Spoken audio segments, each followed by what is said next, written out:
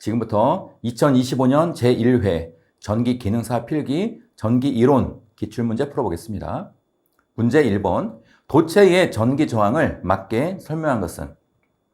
자, 이 문제를 풀기 위해서는 전기 저항의 공식을 암기해야 돼요.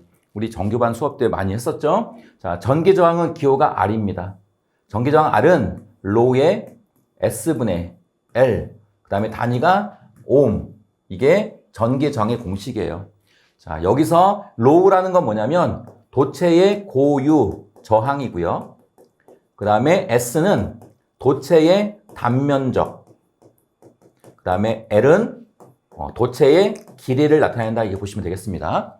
자, 그림으로 표현하면, 자, 여기 지금 로우라는 건 이게 도체예요. 도체가 가지고 있는 고유한 저항, 이게 로우다 보시면 되고, S는 이 도체의 단면적, 여기에 단면적 S, 그 다음에 L은 이 도체의 길이, 이게 L입니다.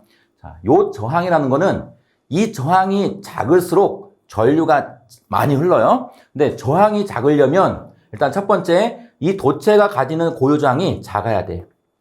그래, 얘가 작아지겠죠? 자, 두 번째, 이 길이가 작을수록 이 저항은 작아지겠네요. 그러니까 이 길이가 짧을수록 저항은 작다, 이렇게 보시면 되겠고, 자, 그 다음에 단면적과는 이 저항이 작으려면 단면적은 반대로 커져야 돼. 이렇게.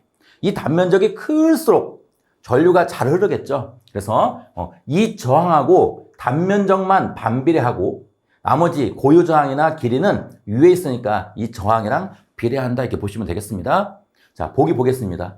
자, 전기 저항은 길이가 L이죠. 길이에 비례하고, 맞죠? 길이가 커질수록 저항도 커지고 길이가 작을수록 저항은 작아지니까 비례합니다. 그 다음에 단면적, 기호가 S인데 이 단면적에는 반비례하죠. 단면적이 클수록 저항은 작아지니까 반비례한다. 1번이 맞는 표현이네요.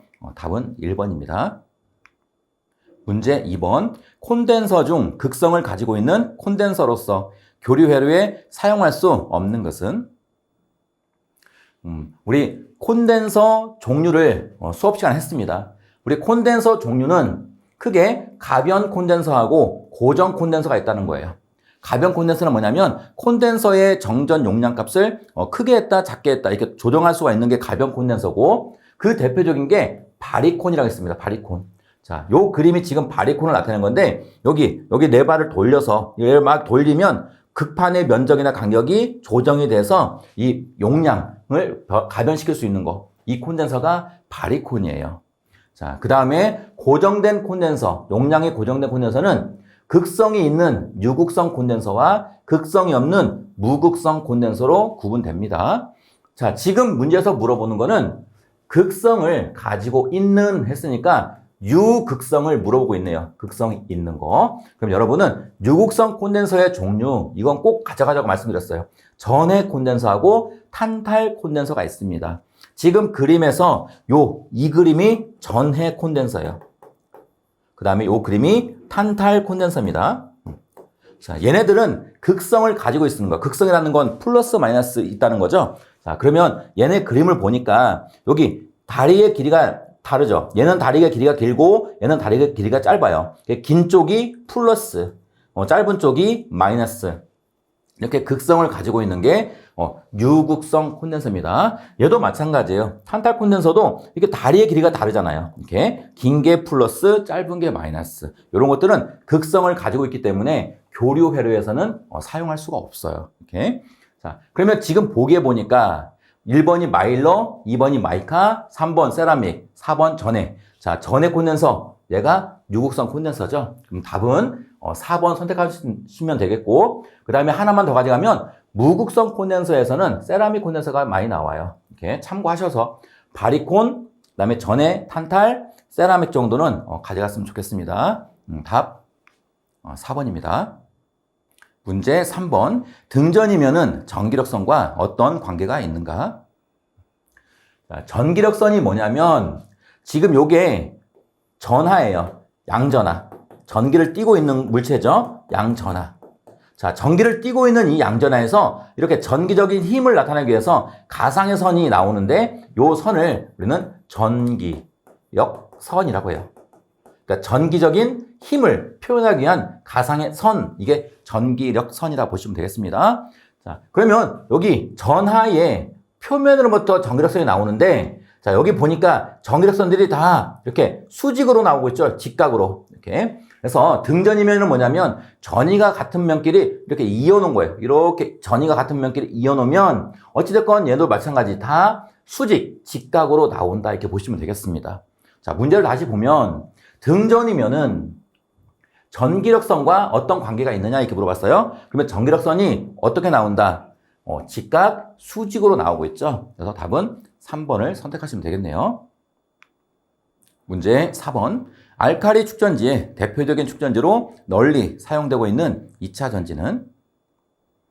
자, 우리 전지에는 1차 전지가 있고 2차 전지가 있어요. 1차 전지라는 건 충전이 불가능한 전지다 보시면 되고, 대표적인 전지는 망간 전지가 있어요. 망간 전지. 이 망간 전지의 양극은 뭘 쓰냐면 탄소 막대를 쓴다. 그래서 우리 수업 시간에 요것도 가져가자 이렇게 말씀드렸고, 지금 문제는 2차 전지에 대해서 물어보고 있는 거예요. 2차 전지는 1차 전지가 충전이 안 된다면 2차 전지는 충전이 가능한 전지다 이렇게 보시면 되겠고, 자, 그 중에 많이 쓰는 게 알칼리 축전지입니다. 그 알칼리 축전지의 대표적인 전지는 여기 3번에 있는 니켈, 카드뮴 전지를 많이 써요. 그래서 답은 3번 선택하시면 되겠습니다. 문제 5번. 단상전압 220V에 소형 전동기를 접속하였더니 2.5A의 전류가 흘렀다. 이때의 역률이 75%였다. 이 전동기의 소비 전력은? 자, 계산 문제인데 기호 써보겠습니다. 단상 전압이니까 V가 되겠고요. 접속하였더니 2.5A의 전류가 있으니까 얘는 I가 되겠습니다. 전류. 그 다음에 이때의 역률이 75였다. 그러면 역률은 기호가 코사인 세타인데 얘가 0.75라고 준 거예요. 자, 이 전동기의 소비 전력은 그랬습니다. 소비 전력이라는 건 유효 전력하고 똑같아. 유효 전력. 자, 기호가 P고요. 단위는 와트입니다. 자, 요게 얼마인지를 지금 물어보고 있는 거예요. 이렇게. 자, 그러면 우리가 전력의 종류는 3가지가 있다고 말씀드렸어요. 자, 첫 번째가 P상 전력. 자, 공식은 기호가 PA고요. PA는 VI. 그냥 전압 곱하기 전류입니다. 단위는 볼트 암페어. 이렇게. 전압의 단위인 볼트, 암페어, 여기 전류의 단위인 암페어 이렇게 넣은 겁니다. 두 번째 전력이 지금 물어보고 있는 거 유효 전력. 똑같은 말이 소비 전력 이렇게 보시면 되겠습니다. 자, 기호가 P고요. 얘는 P상 전력 VI에다가 곱하기 코사인 세타 역률만 곱해주면 돼요. 그 다음에 단위가 와트 이렇게. 자, 그 다음에 세 번째 무효 전력. 전력인데 무효 성분의 전력입니다. 자, 기호가 PR이고요. 공식은 VI 곱하기 사인 세타. 단위는 VAR. 얘를 바라고 읽어요. 바. 이렇게. 전력의 종류 3가지 한번 가져가 보시고, 지금 문제에서는 여기 소비 전력 물어봤으니까 유효 전력을 계산하는 거다 이렇게 보시면 되겠습니다. 다시 한번 전력의 종류 3가지 여러분 암기하시고, 지금 전력 공식을 보니까 공통적으로 들어가 있는 게 전압 곱하기 전류, 전압 곱하기 전류, 전압 곱하기 전류. 얘는 다 들어가 있습니다. P상 전력은 그냥 전압 곱하기 전류로 끝. 그 다음에 유효 전력은 전압 곱하기 전류에다가 역률만 곱해주면 되고, 그 다음에 무효 전력은 사인 세타만 곱해주면 됩니다. 지금 요거 한번 계산해보자고요. 첫 번째, 전압이 V가 220V입니다. 220V. 곱하기 전류가 2.5A. 이렇게.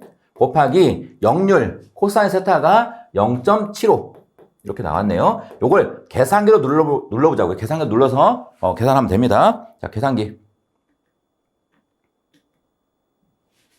자, 계산기를 조금 이렇게 이동할게요. 자, 지금 요걸 계산하는 거예요. 자, 첫 번째 220V. 그 다음 곱하기, 그 다음에 2.5A, 2.5. 그 다음에 곱하기 0.75.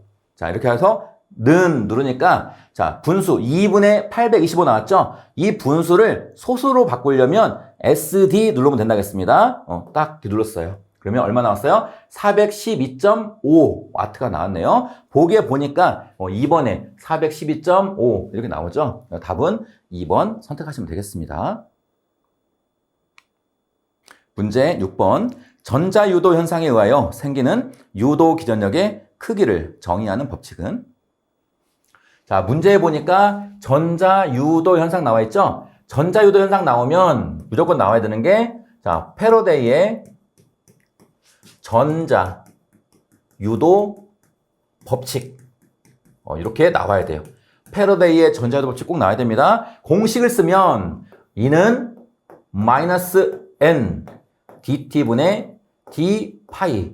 요게 꼭 나와야 돼. 이렇게. 자, 요게 패러데이의 전자유도 법칙인데 한번 의미를 보자고요. 여기 N이라는 건 권수, 코일을 몇 번 감았느냐. 이 권수예요. 권수.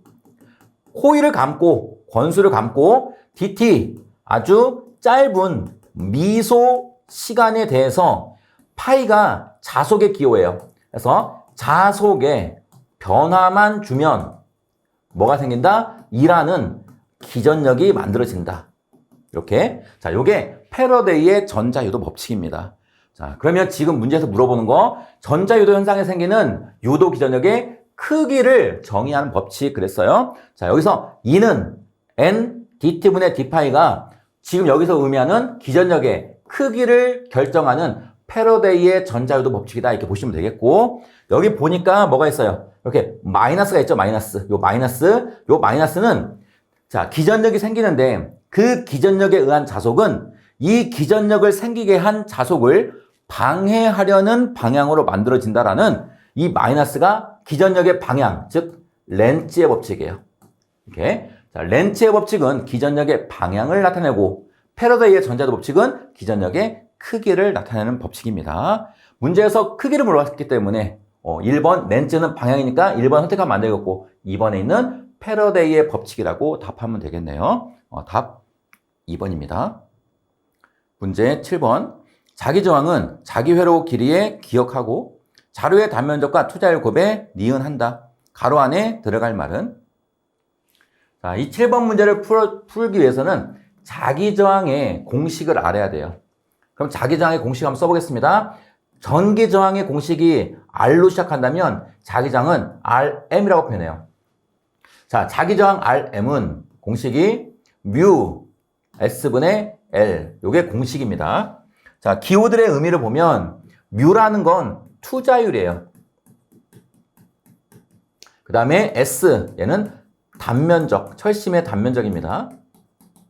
그 다음에 L은 자로의 길이다 보시면 돼요. 자, 이 조건들을 그림으로 한번 표현해보면, 자, 이 그림에서 요게 철심이에요. 요게 철심. 자, 그 다음에 이 철심에 코일을 감았어요. 코일을 감고 전류를 흘렸습니다. 그러면 코일에 전류가 이렇게 흐르겠네요. 전류가 이렇게 흐르면 우리 전류가 흐르면 자속이 나오겠죠. 그 자속의 방향은 앙페르의 오르나다 법칙에 의해서 요 네 손가락이 전류의 방향이니까 자속은 이렇게 나오겠네요. 자속이 이렇게 나오는 거예요. 이렇게. 그러면 이 자속은 철심을 통해서 막 흘러다니는 거예요. 철심을 통해서. 그러면 이 자속이 많이 흐르려면 이 철심의 자속의 흐름을 방해하는 녀석이 자기 저항이니까 이 자기 저항이 작을수록 자속이 잘 흐를 거예요. 그러면 이 자기 저항을 작게 한번 만들어 보자고요. 자, 작게. 자, 일단 첫 번째가 투자율입니다. 투자율은 자속이 얼마나 잘 통과되느냐, 요게 투자율이에요. 그러니까 이 철심의 재질을 자속이 잘 통과하는 철심을 쓰면 자속이 막 잘 돌아다니겠죠. 그래서 이 투자율이 클수록 저항은 작아진다. 이렇게 보시면 돼. 얘가 클수록 얘는 작아지니까 반비례 관계입니다. 투자율은 반비례다. 이렇게. 자, 그러면 투자율은 반비례 관계다. 아셔야 되고. 그 다음에 여기 S라는 건 이 철심의 단면적, 철심의 면적이에요. 철심의 면적. 그러면 자속이 잘 다니려면 이 면적이 커야 되겠죠. 이렇게. 자, 철심의 단면적 S가 클수록 저항이 작아져서 자속이 잘 돌아다니는 거예요. 그러면 얘는 클수록 얘는 작아지니까 면적도 반비례하네요. 단면적과 투자율 고배 얘는 반비례한다. 이렇게 보시면 되겠고 자, 그 다음에 L이라는 건 뭐냐면 이 자속이 다니는 길, 이 길에 이거 길을 자로라고 해요. 자로의 길이를 여기 L이라고 합니다. 그러면 이 L은 길면 길수록 저항은 커지니까 자속이 힘들겠죠. 길면. 그래서 얘는 어떻게 길이가 짧아야 저항이 작아져서 자속이 잘 흐른다 보시면 되겠습니다. 그러면 길이는 작을수록 저항은 작아지니까 우리 길이하고는 비례한다고 표현하면 되겠네요. 비례. 이렇게. 자, 그럼 고르면 기억은 비례. 그 다음에 리은은 반비례고 얘는 비례라고 했으니까 틀렸네요. 그래서 답을 고르면 맞는 답은 1번 선택하시면 되겠습니다. 문제 8번. 종류가 다른 두 금속을 접합하여 폐로를 만들고 두 접합점의 온도를 다르게 하면 이 폐로에 기전력이 발생하여 전류가 흐르게 되는 현상을 지칭하는 것은? 자, 이 문제의 키워드는 요겁니다. 두 금속을 접합해서 폐로를 만들고 두 접합점의 온도를 다르게 했더니 뭐가 발생했다? 기전력이 발생했다. 즉 기전력이 발생한다는 건 전류가 흐른다라고 보시면 되겠습니다. 자, 문제에서 두 금속을 접합했다 하면 우리 해설에 그림이 이렇게 쭉 있는데 자, 두 가지 효과를 생각하시면 돼요. 위에 있는 효과가 어떤 효과냐면 지백 효과라고 합니다. 또는 제백 효과, 여기 지백 효과. 그 다음에 밑에 있는 거는 어떤 효과냐면 펠티어 효과예요. 자, 그러니까 두 금속을 접합했다. 그러면 지백 효과 아니면 펠티어 효과다. 이렇게 보시면 돼요. 그러니까 보기에 보니까 지백 효과, 펠티어 효과가 같이 나와 있어요. 그러면 3번이나 4번이 답이 될 수 있다 보시면 되고 그런데 두 개의 차이점은 뭐냐? 지백 효과는 두 개의 금속을 접합한 상태에서 온도의 변화를 주면 뭐가 발생한다? 전류가 발생한다. 요게 지백 효과. 펠티어 효과는 뭐냐면 두 개의 금속을 접합한 상태에서 얘하고 반대야.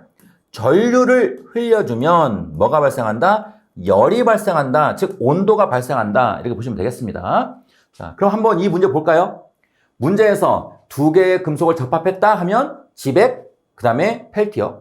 이때 온도를 다르게 했더니 여기에 불을 가해서 이 접합부의 온도를 뜨겁게 하고 얘는 차갑겠죠. 이렇게 온도를 다르게 했더니 그러면 온도부터 나왔으니까 지백 효과가 답이네요. 그랬더니 기전력이 발생해서 전류가 흐르더라. 요게 지백 효과가 답입니다. 반대로 펠티어는 이렇게 나올 거예요. 두 종류의 금속을 접합한 상태에서 전류를 흘렸더니 열이 이 부분에서 열이 발생하거나 열의 흡수가 일어나더라. 이게 펠티어 효과입니다. 두 개의 차이를 좀 가져가세요. 접합한 상태에서 온도를 먼저 가해주면 지백, 전류를 먼저 흘려주면 펠티어. 이렇게 두 개 다 나올 수 있는 문제니까 지금은 지백 효과가 나왔지만 다음에는 뭐 펠티어 효과가 나올 수 있으니까 두 개 다 가져가시면 되겠습니다. 답 4번입니다.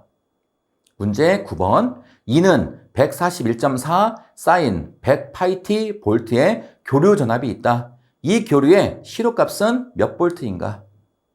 자, 교류가 어렵죠? 자, 교류에 대해서 물어보고 있는 거예요. 자, 이렇게 표현한 거를 우리는 순식값이라고 합니다. 순식값. 자, 그럼 교류의 파형을 한번 볼까요? 자, 우리 책에 이렇게 그림이 있었어요. 자, 이게 교류입니다. 교류는 자, 0에서부터 크기가 변해. 크기가 점점점 커졌다가 최고점 갔다가 다시 크기가 점점 작아졌다가 0으로 오고 다시 방향이 반대로 갔다가 이렇게 되는 거예요. 자, 이게 교류의 파형입니다. 이렇게. 자, 이 교류의 값을 표현하는 방법은 뭐 최대값으로도 표현하고 시료값으로도 표현하고 평균값도 표현하고 지금 이 문제처럼 순식값으로도 표현합니다. 순식값. 이렇게. 자, 그럼 순식값은 우리가 약속한 거예요. 만약에 순식값의 전압이면 일단 첫 번째 소문자로 표현하자 이렇게 우리끼리 약속한 겁니다. 소문자. 자, 소문자 전압 2는 그 다음에 여기 나와 있는 숫자가 141.4 나와 있죠. 요건 뭐냐면 최대값이에요. 최대값. VM. 여기 141.4는 여기에 있는 요 값 이게 최대값 141.4라고 보시면 되겠어요. 자, 최대값을 놓고 그 다음에 여기 사인 이게 무슨 파형이냐? 이게 사인 파형이에요. 그래서 여기다가 사인 이렇게 넣는 거고, 그 다음에 뒤에 있는 게 뭐예요? 요거 100파이T, 얘가 이 오메가 t예요. 즉 오메가 t는 뭐냐면 1초 동안에 각도가 얼마나 움직였느냐, 요게 오메가 t입니다. 그래서 여기다가 오메가 t 이렇게 넣어주는 건데 지금은 오메가가 100파이라고 준 거예요. 어찌됐건 순식값은 이렇게 표현한다 보시면 되겠습니다. 근데 지금 문제에서는 시료값이 얼마냐 물어보고 있어요. 근데 우리가 지금 이 표현한 값 중에서 141.4는 어떤 값이라고 했어요? 이게 최대값이라고 했죠, 최대값. 그러면 시료값은 최대값보다는 작아. 이렇게. 그러면 여러분이 일단 첫 번째, 이건 141.4는 최대값이니까 답은 무조건 141보다 작아야 돼. 그러니까 최대값이 가장 큰 값이잖아요. 시료값은 그 밑에 있어요. 그러니까 최대값 141.4 얘보다는 무조건 작아야 돼요. 그럼 작은 거는 자, 1번 아니면 2번. 얘도 약간 작긴 하지만 얘는 뭐 이렇게 조금 작진 않겠죠. 그래서 3번이나 4번은 그냥 답이 아니다 보시면 되겠습니다. 1번 중에 또 1번과 2번 중에 있습니다. 자, 그리고 시료값으로 만드는 방법은 이 최대값이 1이라고 했을 때 시료값은 0.707이기 때문에 이 최대값 141.4에다가 곱하기 0.707 이렇게 곱해서 계산하면 되겠습니다. 이게 첫 번째 방법. 두 번째 방법은 141.4에다가 이거를 그냥 루트 2로 나눠주면 돼. 이렇게 그러면 시료값이 계산되는 거예요. 똑같은 거예요. 루트 2분의 1을 하면 0.707이 나오기 때문에 이렇게 0.707을 곱해줘도 되고 루트 2로 나눠줘도 됩니다. 자, 한번 계산기 눌러보겠습니다. 자, 계산기. 여러분도 계산기도 좀 가지고 있으면 좋아요. 일단 얘부터 해볼까요? 첫 번째가 141.4. 이게 무슨 값이다? 최대값이다. 그러면 최대값을 시료값을 바꾸려면 곱하기 얼마 해주면 돼요? 0.707. 그 다음에 는 누르면 돼요. 그러면 99.9698이니까 약 100V 되나요? 답 1번 선택하시면 되겠어요. 1번. 자, 요것도 한번 눌러볼게요. 요거. 자, 우리 최대값으로 바꾸는 방법입니다. 시료값으로. 자, 그러면 여기는 분수 눌러야 돼. 이렇게 분수. 그 다음에 위에가 141.4. 그 다음에 방향키 밑으로 내려가야겠죠? 내려와서 밑에가 루트를 여기 있어요. 루트, 그 다음에 2.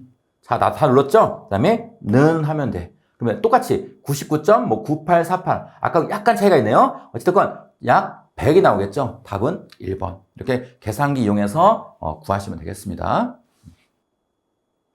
문제 10번. 전류를 계속 흐르게 하려면 전압을 연속적으로 만들어주는 어떤 힘이 필요하게 되는데 이 힘을 무엇이라 하는가? 자, 10번 문제. 전기 회로에 대해서 물어보고 있는 거예요. 자, 우리가 생각하는 건전지 있습니다. 이 건전지를 전원이라고도 표현하는데 얘를 기전력이라고도 표현해요. 기전력.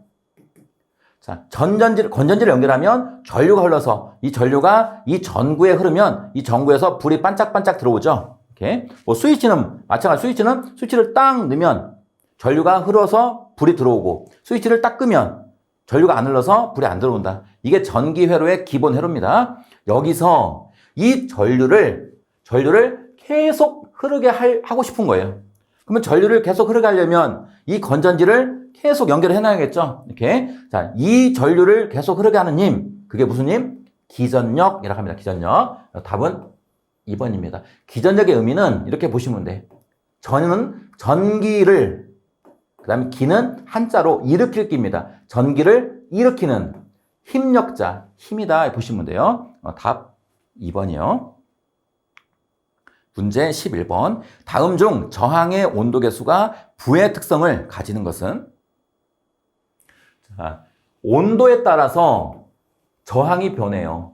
그런데 부의 특성이라는 건 온도가 증가할수록 저항이 떨어지는 거. 이렇게 반비례적 특성을 가지고 있는 게 부 특성입니다. 자, 한번 볼게요. 자, 우리 그림에 이렇게 있습니다. 온도가 증가할수록 저항은 커집니다.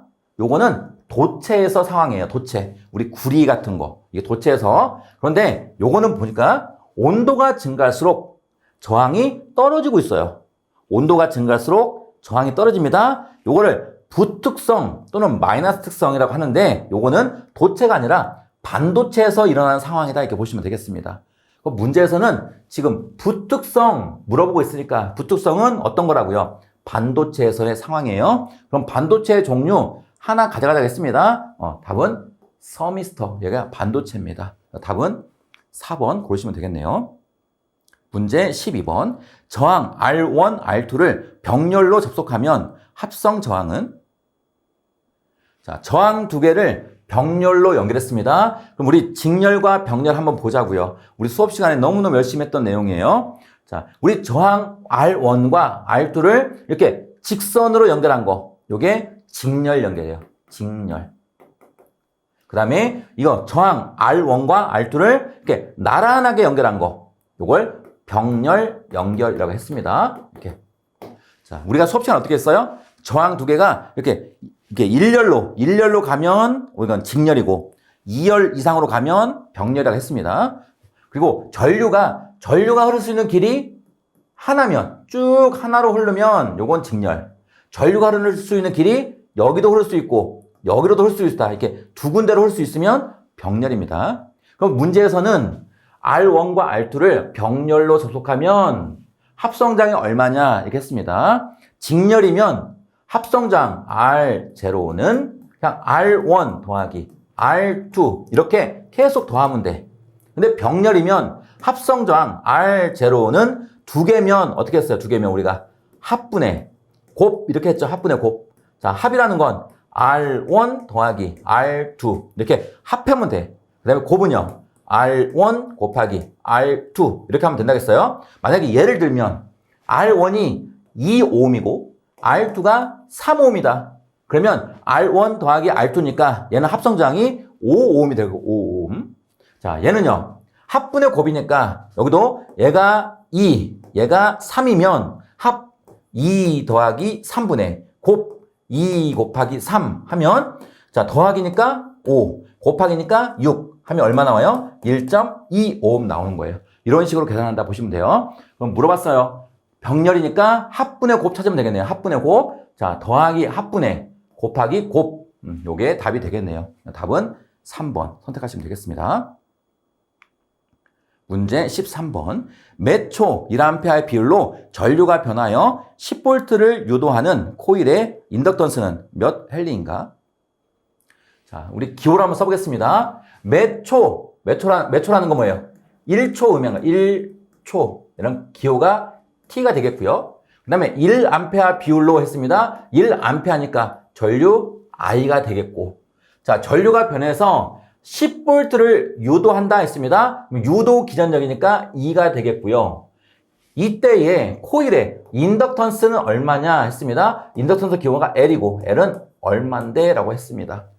자, 우리 앞에 문제에서 패러데이의 전자유도 법칙 한번 써봤습니다. 패러데이의 전자유도 법칙 E는 N dt분의 d파이 이게 마이너스 생략할게요. 이게 패러데이의 전자유도 법칙이었어요. 이건 뭐였냐면 권선을 감고 짧은 시간 동안에 자속의 변화를 주면 기전력이 만들어진다. 이게 패러데이의 전자유도 법칙. 자, 똑같은 의미가 있는데 이건 뭐냐면 L dt분의 di라는 식입니다. 자, 요거는 어떤 의미냐면 자, L은 뭐냐면 인덕턴스예요. 인덕턴스라는 건 그러니까 코일이 자속을 얼마나 잘 만들어내느냐 이 특성입니다. 그러니까 L이라는 건 코일이 있다. 코일이 있는 상태에서 T 아주 짧은 미소 시간 동안에 대해서 I 전류가 변화가 되면 얘도 마찬가지 뭐가 만들어진다? 기전력이 만들어진다라는 법칙이에요. 그런데 요 L dt분의 di에서 L을 지금 구하라고 하는 거예요. L.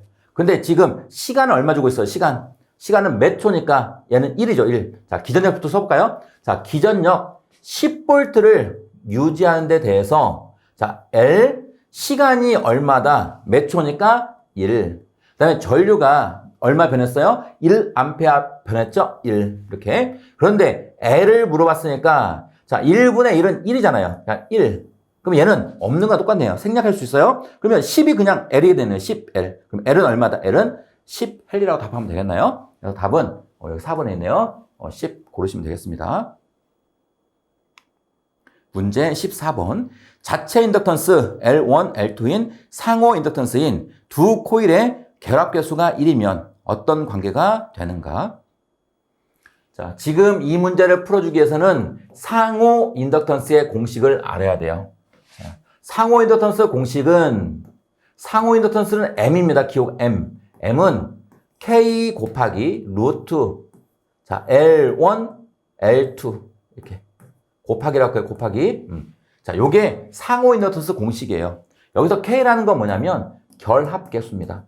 결합계수. 그 다음에 L1과 L2는 자기 인덕턴스 또는 자체 인덕턴스 얘를 의미해요. 자, 그럼 여기서 K 잠깐 보고 갈게요. K. 자, K가 뭐냐면 우리 그림에 자, 여기 L1이라는 코일에서 자속을 만들었어요. 자속. 이렇게 L1 코일이 자속을 만들었습니다. 이 자속이 예를 들어서 10개라고 가정할게요. 10개가 여기서 나오고 있다. 10개가 이렇게 나오고 있습니다. 이 10개의 자속이 자, 이 남의 코일에 얼마나 통과했느냐. 요게 결합계수다 보시면 돼. 만약에 여기서 만들어진 자속 10개가 이 코일로 전체 10개 다 통과했어. 다 통과했으면 결합계수 K는 1입니다. 완전히 결합됐다 이렇게 보시면 되고 이 10개 중에 자속이 하나가 밖으로 샜어. 그럼 9개가 통과했어. 그러면 결합계수 K는 하나가 도망갔으니까 0.9 이게 결합계수가 되겠고요. 자, 이 10개 중에 5개가 샜어. 5개가 밖으로 새고 5개는 통과했다. 그럼 K가 얼마? K는 0.5.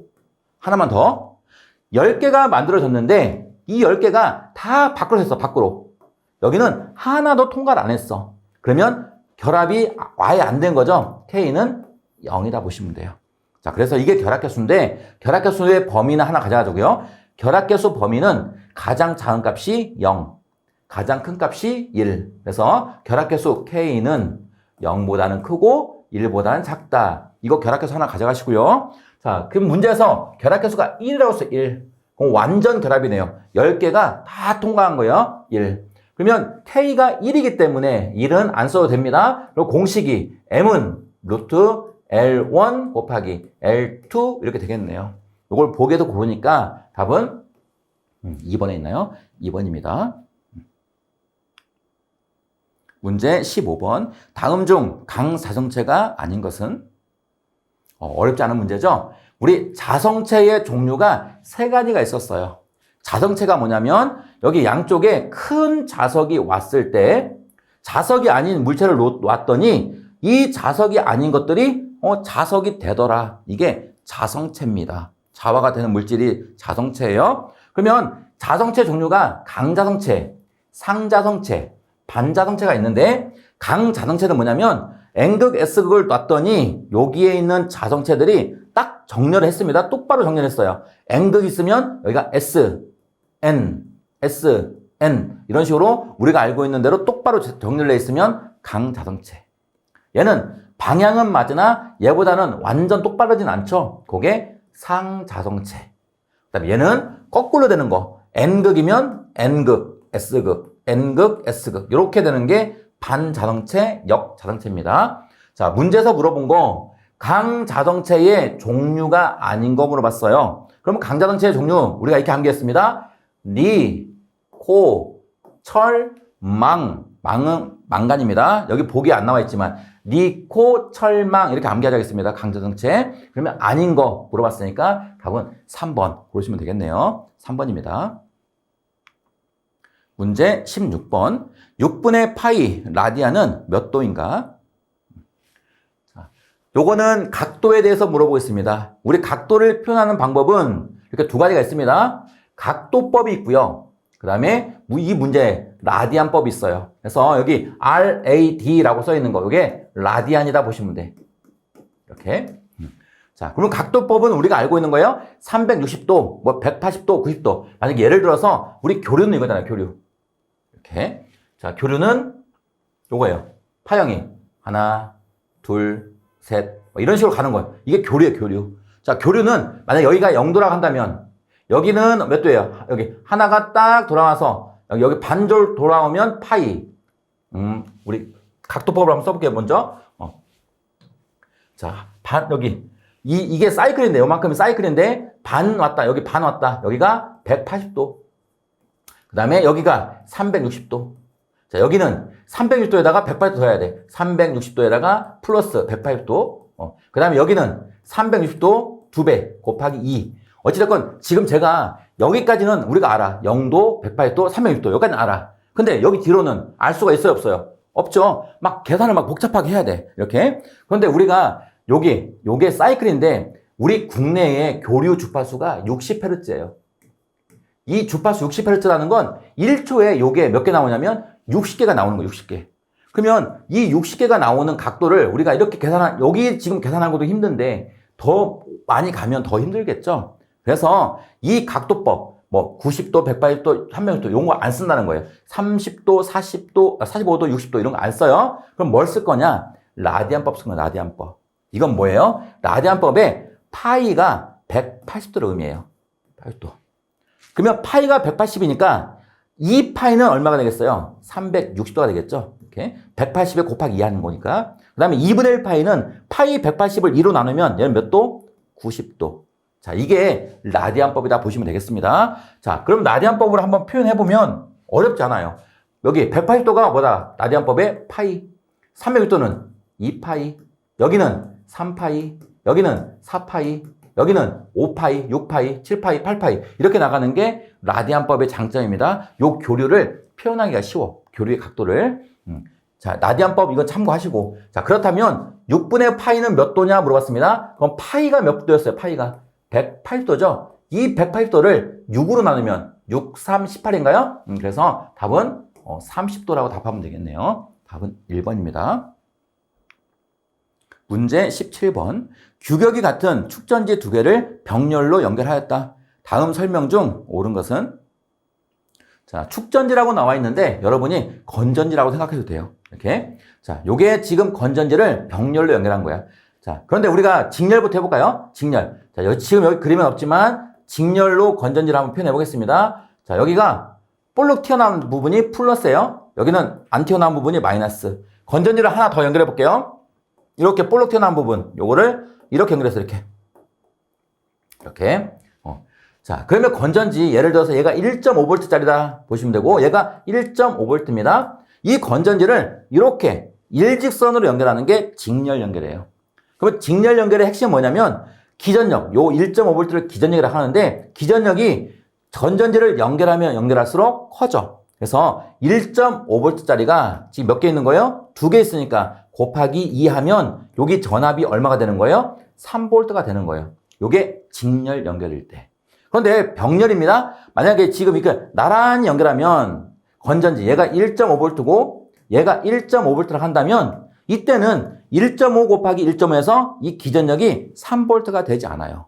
우리 병렬에서는 전압이 일정해요. 전압이. 그래서 1.5V짜리 여기 건전지가 1.5V면 여기도 그냥 똑같이 1.5V다 보시면 돼요. 그래서 기전력이 커지지 않고 여기 2개 연결해도 똑같이 1.5V가 됩니다. 건전지를 3개 연결해도 10개 연결해도 기전력은 바뀌지 않아요. 이게 병렬 연결일 때의 핵심이에요. 대신에 이 건전지를 많이 연결하면 연결할수록 용량은 커지겠죠. 용량. 오래 쓴다는 거예요. 이렇게. 자, 한번 보면 건전지 2개를 병렬로 연결했습니다. 그러면 키워드가 뭐라고요? 병렬 연결하면 전압이 변한다, 안 변한다? 안 변한다. 불변이다. 이게 키워드예요. 전압이 안 변해요. 자, 1번 용량과 전압이 2배가 됐다. 전압은 안 변하는데 2배 됐다 했으니까 1번 틀린 거고요. 자, 2번 용량과 전압이 모두 2분의 1배가 됐다. 전압이 2분의 1배 안 변한다고 했어요. 틀린 거고요. 그 다음에 3번 용량은 불변이고 전압은 2배가 됐다. 전압 안 변한다고요. 3번도 틀린 거고요. 4번 용량은 2배가 되고 전압은 불변이다. 이렇게 전압이 안 변한다고 이렇게 말한 거 4번이 답이 되겠습니다. 답은 4번입니다. 문제 18번. 원자에게 구속력에서 벗어나 물질 내에서 자유로이 이동할 수 있는 것은? 자, 이 문제 원자에 대해서 물어보고 있네요. 우리 그림 보겠습니다. 자, 요 그림. 자, 원래 전자가 여기 3개 있었다고 볼게요. 이렇게 전자가 여기 있었어요. 그러면 요거는 전자 3개, 양성자 3개. 그러니까 플러스 3개, 마이너스 3개죠. 자, 플러스하고 마이너스하고 개수가 같으면 얘는 평형 상태다 이렇게 보는 거예요. 평형 상태. 자, 이쪽도 자, 여기가 들어오기 전이에요. 자, 들어오기 전. 얘가 없다고 가정한다면 플러스 3개, 마이너스 3개니까 얘가 없으면 얘도 평형 상태였어요. 이렇게. 자, 그런데 이 원자에 어떤 외부적인 에너지가 가해졌습니다. 뭐 빛이나 마찰이나 이런 에너지가 가해지면 요 최외곽에 있는 전자가 나가버려요. 이렇게 나가버려요. 자, 그러면 얘가 없어졌겠죠? 이 전자가 없어졌어. 그러면 지금 여기서 남아있는 건 뭐예요? 양성자 3개, 전자 2개. 아까는 3개, 3개 똑같았는데 이제 평형이 깨졌죠? 평형이 아닙니다. 그럼 어떤 게 많아요? 양성자가 많죠? 그럼 양성자가 많으니까 이제 전기를 띠는 거예요. 그럼 어떤 전기 띠고 있어요? 양전기를 띈다. 이렇게 보시면 돼요. 그런데 여기서 나갔던 전자가 여기 들어왔어. 그럼 아까 얘가 들어오기 전에는 얘도 3개, 3개 똑같았는데 이번 들어오니까 전자가 4개, 양성자가 3개네요. 그러면 전자가 더 많으니까 얘도 평형이 깨졌습니다. 그러면 전기를 띌 텐데 어떤 전기 띄고 있는 거예요? 얘는 전자가 많으니까 음전기를 띄고 있다. 우리 수업 시간에 이거 많이 했었죠? 자, 여기서 최외곽에 있는 전자, 어떤 에너지가 가해졌을 때 이렇게 밖으로 튀어나가는 거 또는 들어오는 거, 이것들을 뭐라고 하냐면 자유전자라고 했습니다. 지금 문제에서 물어보는 거, 물질 내에서 자유로이 이동할 수 있는 것은 물어봤으니까 보기에 4번에 있네요. 자유전자다. 이렇게 답하시면 되겠습니다. 답 4번입니다. 문제 19번. 역률이 70%인 부하에 전압 100V를 가해서 전류가 5A가 흘렀다. 이 부하의 피상 전력은? 자, 앞에서도 전력에 관한 문제 풀어봤는데 또 나왔네요. 역률이 70%니까 역률 코사인 세타가 0.7이라는 의미고요. 전압이니까 V 쓰면 되겠고 전류면 I가 되겠고요. 이때에 피상전력 구하라는 거예요. 그 피상전력은 기호가 PA입니다. 우리 전력의 종류는 3개가 있다고 했어요. 피상전력, 유효전력, 무효전력 이렇게 3개가 있어요. 자, 피상전력, 유효전력, 그 다음에 무효전력 이렇게 기호만 제가 쓴 겁니다. 자, 그럼 여러분은 이거 가져가시면 돼. 용량을 물어보든 입력을 물어보든 출력을 물어보든 전력을 물어보든 대부분의 식이 전압 곱하기 전류가 나와요. 이렇게. 자, 그러면 전력이잖아요. 그 공식에 뭐 나온다고요? 전압 곱하기 전류, 전압 곱하기 전류, 전압 곱하기 전류 이렇게 나온다고요. 피상전력은 이걸로 끝. 그냥 단위 볼트 암페어. 자, 유효전력은 전압 곱하기 전류에다가 뭐 곱하면 돼요? 역률 코사인 세타 곱하면 되고 무효전력은 곱하기 사인 세타 이렇게 곱하는 거예요. 그 문제에서는 지금 피상전력 물어봤습니다. 피상전력. 그러면 공식이 뭐예요? 공식이. 피상전력 PA는 그냥 전압 곱하기 전류다 보시면 돼. 전압 곱하기 전류. 자, 전압이 몇 볼트? 전압이 100볼트 곱하기 전류가 5A. 그러면 얼마예요? 500볼트 암페어인가요? 그래서 답은 몇 번에 있어요? 4번에 있네요. 요거 주의해야 돼요. 역률이 있다고 해서 역률을 그냥 곱해버리면 안 됩니다. 요거는 유효전력을 물어볼 때는 이렇게 곱해야 돼. 그런데 피상전력을 물어볼 때는 그냥 VI, 전압 곱하기 전류만 해주시면 됩니다. 답 4번입니다. 문제 20번. 전류에 의해 만들어지는 자기장의 자기력선 방향을 간단하게 알아보는 법칙은? 자, 20번도 우리 정규반 때 많이 했습니다. 전류가 흐르면 뭐가 발생한다? 자속이 발생한다. 무조건. 그래서 자기장이 발생하는데 그 자기력선의 방향을 알아보는 법칙 아실 거예요. 답은 여러분이 아실 것 같고 우리 그림 보자고요. 자, 이 도체에 전류가 흐르는 거예요. 전류가 이렇게. 이쪽으로 전류가 흐르는 거예요. 전류가 흐르면 무조건 뭐가 만들어진다? 자기력선이 만들어진다. 그 자기력선의 방향은 무슨 법칙? 자, 나사가 있네요. 나사. 자, 이건 뭐냐면 나사를 박는 거예요. 이렇게.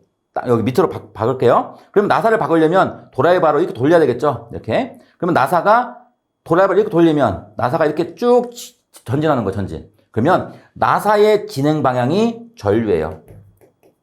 즉 전류가 이렇게 하고 있죠. 이렇게. 그러면 자기장이 만들어집니다. 자기장은 어떻게 만들어지냐? 나사를 돌리는 방향. 그래서 나사의 회전 방향이 자기력선의 방향입니다. 이렇게. 이 법칙을 무슨 법칙이라고 하냐? 앙페르의 오른나사 법칙입니다. 그래서 우리가 요 나사로 매번 할 수 없어서 손으로 하죠. 손. 자, 여러분은 최고십니다. 이게 엄지척이죠. 엄지척. 자, 엄지척. 이 엄지가 전류의 방향이에요. 자, 그 다음에 나머지 네 손가락이 자기장의 방향이에요. 그래서 전류가 이렇게 가면 자기력선이 이렇게 돌아가는 거예요. 이렇게. 전류가 이렇게 가면 자기력선이 이렇게 돌아가요. 요게 나사하고 똑같잖아요. 그래서 나사가 들어가려면 이렇게 돌려야 되는 거예요. 이렇게. 그래서 요게 전류의 방향. 요게 자기력선의 방향이라고 보시면 됩니다. 그래서 이 법칙이 무슨 법칙이다? 앙페르의 오른 나사 법칙. 요걸 선택하시면 되겠습니다. 답은 1번입니다.